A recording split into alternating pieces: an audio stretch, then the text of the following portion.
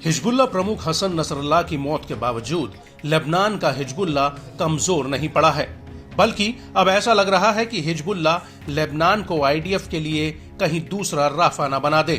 वो राफा जिसे आईडीएफ के लिए मौत का जाल कहा गया, जिसमें जो भी इजरायली सैनिक जाता वो मौत के जाल में फंस जाता। जी हां, ये बात हम नहीं कह रहे, बल्कि इजराइल और हिजबुल्लाह का युद्ध जिस ओर करवट ले रहा है उसे देखकर ऐसा लगता है कि अब आईडीएफ के लिए हिजबुल्लाह को साफ करना आसान नहीं है, बल्कि उल्टा इस शह और मात के खेल में कहीं इजराइल ही चितना हो जाए।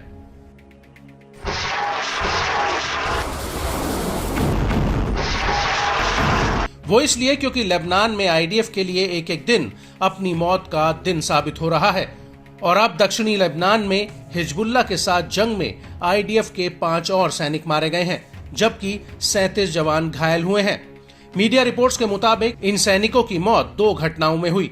पहली घटना 23 अक्टूबर 2024 को हुई, जिसमें 4 सैनिक मारे गए, जबकि दूसरी घटना 24 अक्टूबर को सुबह हुई, जिसमें आईडीएफ का 5वां सैनिक मारा गया।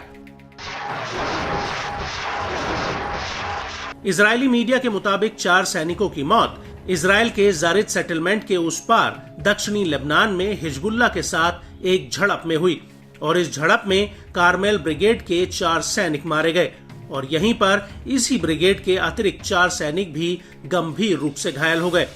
आईडीएफ के मुताबिक हिजबुल्लाह के लड़ाकों ने आईडीएफ के ऊपर एक सुरंग में गोरिल्ला स्टाइल में हमला कर दिया। रिपोर्ट्स के मुताबिक हिजबुल्लाह के लड़ाकों ने सुरंग में छिपकर आईडीएफ के ऊपर ताबड़तोड़ ग्रेनेड बरसाने शुरू कर दिए, जिसकी वजह से रेस्क्यू ऑपरेशन भी काफी मुश्किल हो गया। और गौर करने वाली बात यह है कि जहां पर यह झड़प हुई वो पूरा इलाका घने जंगलों से घिरा था।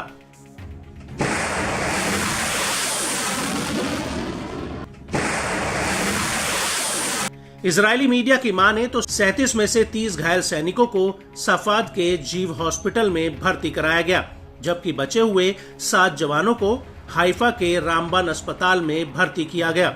आईडीएफ का कहना है कि घायलों में 2 अधिकारी भी हैं, जो 7वीं ब्रिगेड की 75वीं बटालियन के हैं। इनमें से एक एंटी टैंक हमले और दूसरा मलाकिया में मिसाइल हमले में घायल हुआ।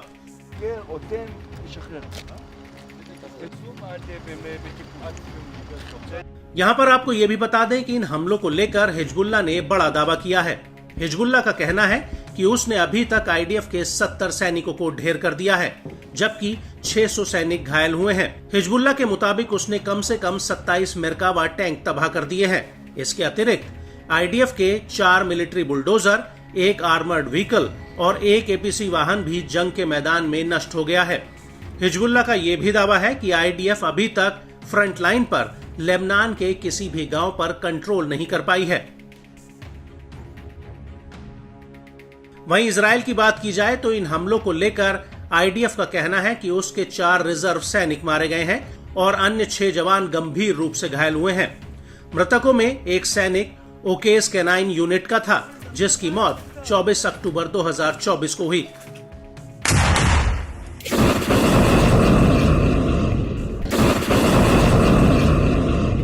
बड़ी बात यह है कि इजरायली त्योहार सिमहत तोराह के दिन भी हिजबुल्लाह इजराइल में लगातार रॉकेट बरसा रहा था।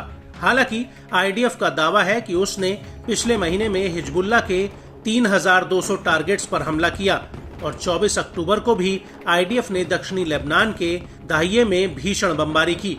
दाहिये को हिजबुल्लाह का गढ़ माना जाता है, लेकिन इन हमलों के बाद हिजबुल्लाह ने भी इसी दिन उत्तरी इजराइल पर 120 से ज्यादा रॉकेट और कई ड्रोन फायर किए।